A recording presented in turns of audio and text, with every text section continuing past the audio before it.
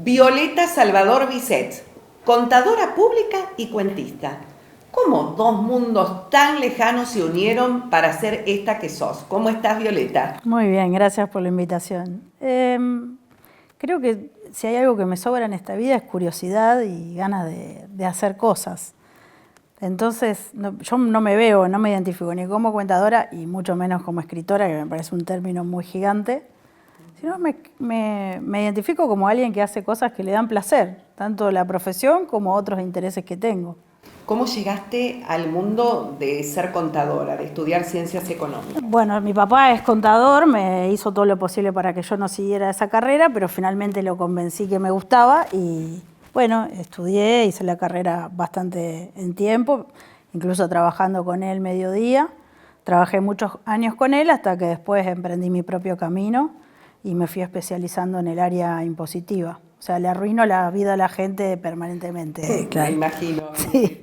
¿Y cómo llegas a esto de ponerte a escribir cuentos? Bueno, durante la pandemia, donde bueno, a todos nos pasaron muchas cosas, o mejor dicho, no nos pasaban cosas, yo tomé como mucha noción de la finitud de la vida. Tuve un problema de salud que en aquel momento me choqueó y fue importante, y mis médicos, para tratar de que no tuviera tanto estrés, me recomendaron que me dedicara al arte.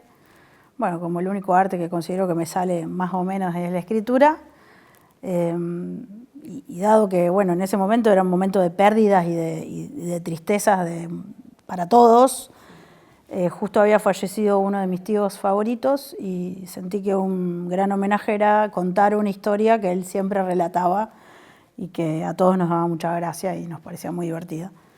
Y bueno, fue mi homenaje y la empecé a difundir primero por WhatsApp, a la gente le gustó mucho. ¿Cómo se llamó ese cuento? Lo que vale es la intención. ¿Y de qué habla, Violeta? De una anécdota de estudiantes secundarios, una picardía que ellos realizan en el secundario del pueblo de donde es mi familia. ¿De dónde son? De Cruz Alta, Córdoba. Yo no nací allí, pero le robé a ese pueblo lo mejor que tienen los pueblos, que son sus veranos. Fui todos mis veranos y muchísimos fines de semana y fui como teniendo lo mejor de los dos lugares, de Rosario, la educación tan amplia, en tantas ramas que uno puede tener y todo el ritmo citadino, pero a su vez el pueblo con sus lugares, sus afectos, sus relaciones que se manejan de otro estilo, y en verano una libertad que acá no tenía. Entonces, bueno, esa historia se difundió mucho en el pueblo y con mis amigos, y ahí me di cuenta que me hacía bien y que quería seguir, y la gente me pedía más historias. Entonces muchos amigos se sumaron al proyecto de las historias mínimas, que así se llaman. Uno de ellos, Luciano Bertolino, editando, otro amigo, Alberto Tatavito, haciendo pruebas de lecturas. Como estas historias yo las publicaba en castellano y en inglés, dado a los amigos que quería llegar alrededor del mundo, a otros amigos se sumaron revisando las traducciones y después haciéndolas ellas, porque a mí no me alcanzaba el tiempo. Y llegué a publicar 20 historias durante... Mira, historias mínimas. En 2 idiomas. Sí, durante 20 viernes seguidos aparecían a las 8 de la mañana. Como la gente estaba encerrada, la esperaba para desayunar o para lo que fuera, y lo que volvía luego de la publicación de esas historias era un tsunami de amor, digamos. Qué hermoso. Y de historias que a su vez me contaban los lectores. O sea, había cosas que yo no sé si quería saber, pero me contaban. ¿Y vos hacías cuentos de eso o no? De algunas cosas sí, de otras no. La mayoría son anécdotas propias o regaladas con chimichurri e IVA, lógicamente, porque para darle un poco de efecto, ¿no? Y bueno, yo después creé un Instagram, creé un blog, donde todas las historias están disponibles en los dos idiomas. Es más, hay más historias que en el libro. Y mi idea fue esa, fue compartir, fue que esas historias quedaran en algún lugar y pasaran a ser parte de la vida de los demás. ¿Cómo es tu proceso de creación, digo? ¿Te sentás y lo terminás o hay cuentos que te cuesta parir? Yo en general lo que hago es ir anotando títulos, o lo que supongo que va a ser un título de una historia que se va a convertir después, en algún momento. Y hay algún momento donde siento la necesidad de contarlo, me siento y lo escribo. En general funciona de ese modo. Por supuesto que después lo releo y pasa a edición y pasa a prueba de lectura, pero no soy de darle muchas vueltas. Bien. Las historias que más me costó escribir fueron donde yo me transformé o en un personaje masculino, que la mirada es otra, o si la contaba en primera persona de alguien que había fallecido, que es uno de los cuentos que a mí me parecen mejor logrados. Igual, insisto, yo no me considero escritora, yo me considero alguien que le gusta leer y que, bueno, a lo mejor tiene esa acumulación de lecturas encima y una facilidad para contarlo, pero no. ¿Cómo llega el prólogo de Karina Mazzocco a Historias Mínimas? Bueno, a Karina la conocimos con mi hija en un viaje, en unas vacaciones. Primero se hicieron amigas entre ellas y después me incorporaron a su amistad.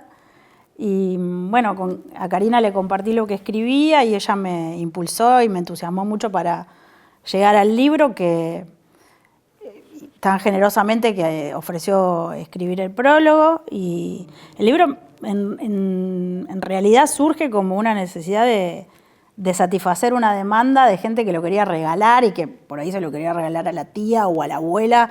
Y esas personas, por su edad o por sus costumbres, no eran tan amigas de la tecnología como para entrar a un blog a leerlo. Claro. Y bueno, surge así, pero también es una gran satisfacción verlo en papel. Obvio. ¿Qué te pasó cuando releíste el libro, viste algunos cuentos como diciendo, yo escribí esto? Sí, siempre hay cuentos que, si bien yo sé de qué tratan y me acuerdo, siempre me sorprenden por algún detalle que incluí o cómo lo narré.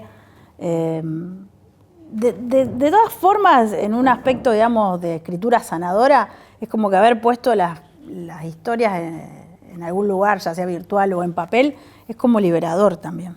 Es sanador, ¿no? Sí, es liberador en el sentido de que, bueno, ya no se me va a olvidar ese recuerdo o no se me va a olvidar querer contar eso. Tapadito de Astracán, ¿de qué habla? Tapadito de Astracán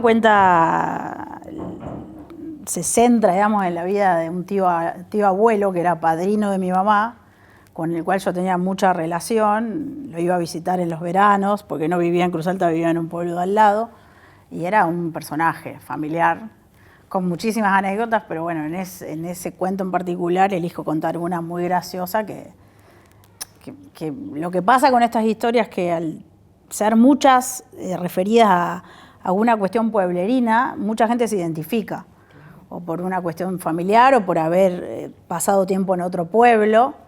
Eso es lo que yo considero de estas historias, lo que tienen es que son historias comunes. Le pueden pasar a cualquiera, no radica la novedad de la historia, sino en las sensaciones, los sentimientos, el afecto. En algunas son muy alegres, graciosas, y otras te pueden generar otro tipo de sensaciones. Yo no aspiro a dejar un mensaje ni una moraleja. Entonces, contar una historia y que cada uno... Dice que lo que más nos gusta de un otro es eso de escuchar sus historias, ¿no? Uh-huh. De alguna manera se ve que vos tenés muchas historias para contar.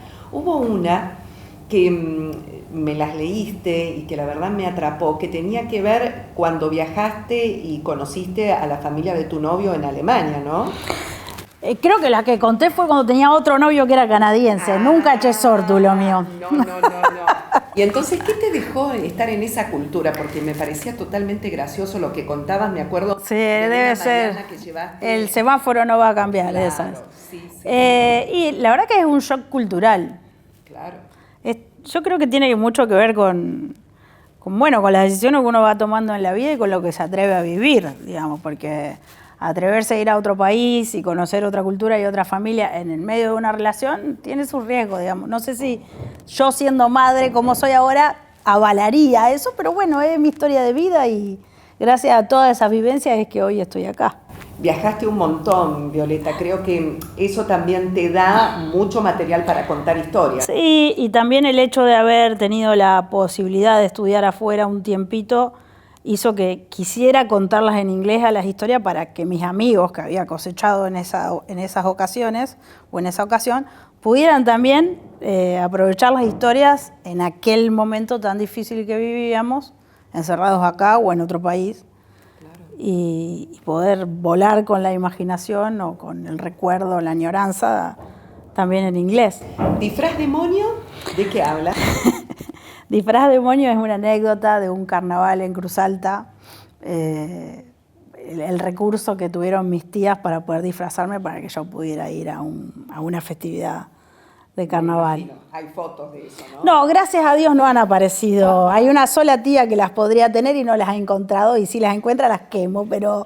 Bien, pero el recuerdo está. El recuerdo está, quedó ahí, y justamente con esa historia, bueno, cuando se publicó el libro, el municipio del pueblo, la Secretaría de Cultura, se entusiasmó mucho con el libro por las anécdotas que narra, y sobre todo porque yo no soy oriunda de ahí, o sea, yo era una visitante, sin embargo, tengo tanto apego y tanto afecto. Hice un acto para presentarlo el libro en la localidad, y también me invitaron de distintos colegios, entre ellos de la Escuela Soria, a la cual le tengo un gran afecto, donde mis tías fueron maestras y directoras, a leerles a los niños. Y lo hiciste, por supuesto. Y lo hice y leí Disfraz Demonio a la pileta donde muchos de ellos van hoy. Entonces ellos se sorprendían y se divertían y se identificaban con ir en bicicletas hasta esa pileta y bueno.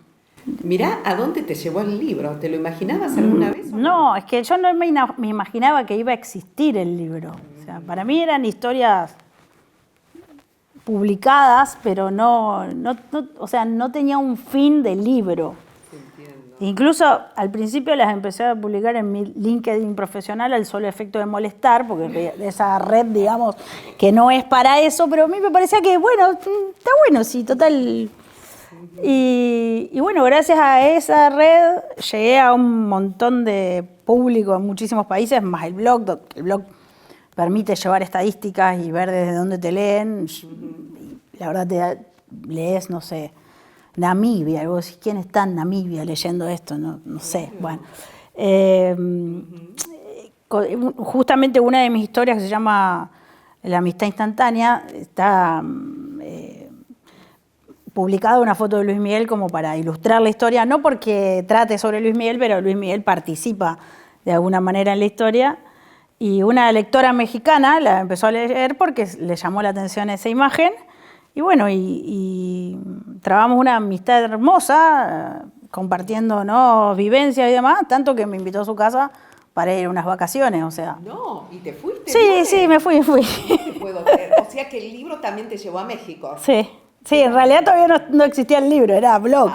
Justamente fui a México con el ejemplar de muestra que me había entregado a la editorial para mostrárselo a la que hoy es mi amiga, ¿no? Hay una cuenta pendiente, Violeta, y es grabar cada uno de estos cuentos, ¿no? Grabar con tu voz. Sí, esa fue la ocasión en la que nos conocimos por mi interés en entrenarme, porque, o sea, si bien no es una actividad profesional para mí, yo me lo tomo como un compromiso. Por supuesto. Y bueno, ahí fue donde nos conocimos y todavía no he encontrado el tiempo, y creo que me da más vergüenza grabar los cuentos que publicar los escritos. No, pero hay que hacerlo. Sí. Hay que hacerlo porque le da más todo lo que tiene que ver con el autor, ¿no? Ponerle esa emoción traspasado en la lectura. Sí. Me parece que también es maravilloso.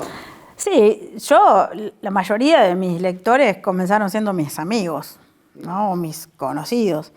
Y lo que siempre me decían era que al conocerme a mí en persona y escucharme hablar, muchas de estas historias, al leerlas, era como si yo se las contara al oído. Claro. Y a mí me parecía muy gracioso eso, que me dijeran eso.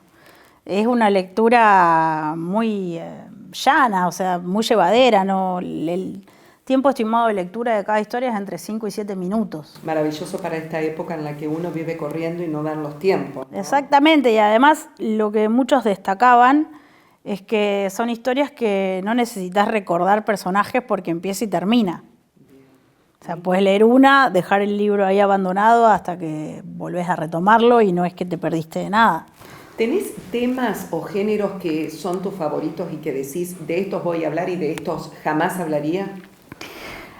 Yo, en aquel momento cuando empezó el proyecto, que yo muchas veces siento que terminó, hasta que pasa esto, por ejemplo, que me convocan para hablar del libro. Yo siento todo el tiempo que ya fue algo que pasó, pero sigue teniendo su vida propia. Yo cuando empecé, una de las premisas que tenía era hacer historias que no generaran más grieta.